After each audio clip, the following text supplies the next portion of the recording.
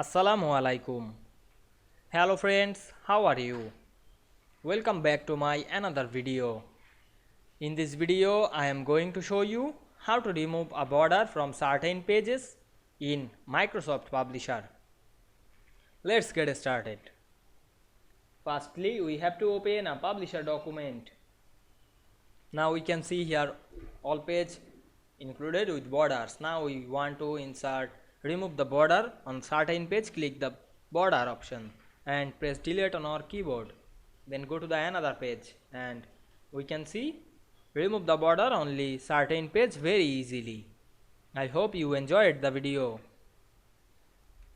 Please like, comment, share and subscribe my channel. Thanks for watching.